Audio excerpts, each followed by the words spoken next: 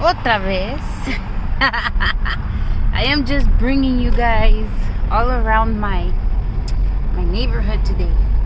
Acá andamos. I'm never over here, so I am taking that chance and opportunity to show you guys around. Let's see if we could get past the security, because there is another story I want to share with you guys. A ver.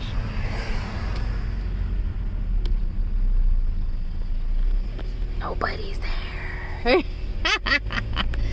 Usually they monitor who comes in and out y todo eso. Ya ven. Extra precaution pues, because this is a prestige hotel, not just the riffraff of anywhere is allowed up here. So yeah, you guys were not able to see the sign at the entrance, but it's the Pacific Palm here in La Puente. My raza that was raised out here will argue que it's industry. Whatever, you say industry, I say La Puente. Potato, it is what it is. It is now called the Pacific Palms. Originally, like I said, it was the Sheraton. It opened up as the Sheraton in the late 60s here. And you know, like I said, it's been a very prestigious place. Y pues aquí no cualquiera entra. You know, you have to have a pretty sizable wallet to be able to spend the night here. And yeah, so I'm bringing you to share a story that happened back in 1996. See, that is the original building right there. And the reason why I want to share it is obviously to share the story. And for all the ladies and even men, it has been brought to my attention just recently that men too could be victims of sexual harassment. Okay, so the story that happened here, guys, goes back to November 12th of 1996. There was a couple working here. They came here to town working out of Houston, Texas. There was a 27-year-old woman by the name of Sandra, and she was here with her boss. His name was Robert Salazar. He was 33 years old. So anyways, the story goes that they were here on business. They were doing their networking, and you know how that goes when you have those nice kind of jobs. And somehow he had been chasing this girl for a couple of months now back at home in Houston. And I guess because he figured, we're going to LA, we're gonna get crazy and wild, and you're gonna say yes to everything I tell you because I'm your boss and we're like 500 miles away or whatever. You know, I don't know how different people think, what they're even thinking, but that is what happened in this situation. They were out here working. They did their meetings with who they had to that day, and they were seen by witnesses somewhere in the hotel lobby through those doors that they were having drinks together. They did say that it was just a casual sitting. They weren't flirty, they weren't kissy, they were nothing. And that was the end of that. So somewhere in the middle of the night, there was an argument that broke off. You could hear a woman, blah blah blah blah blah. Long story short, the next day they found her body. She was up there stuck in the middle of some bars up there.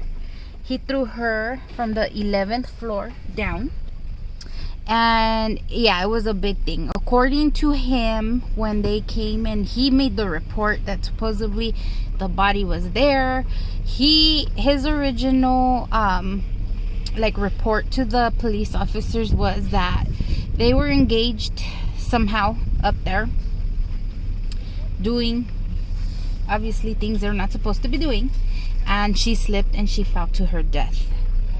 A lot of people that heard the commotion and heard the woman, they did do their statement saying no, whatever was going on did not sound like if it was consensual.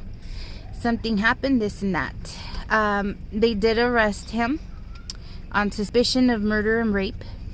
And when they found her body, obviously, you know, she did suffer trauma from falling that far down. They weren't able to tell if she was already dead or not, but her body was full of scratches and bruises and all kinds of stuff, which again, they did rule out that all that happened prior to her falling down. So yeah, guys, that is why I wanted to you know, share that story. This happened, like I said, back in November 12th of 1996 here at the Sheraton. And if you or anybody you know are victims of sexual harassment, please say something. Man, female, whatever your status is, however you identify as, yeah, don't put up with it, guys. There's no reason for it. Don't stand for it. Don't let it get out of hand, and just speak up and say something.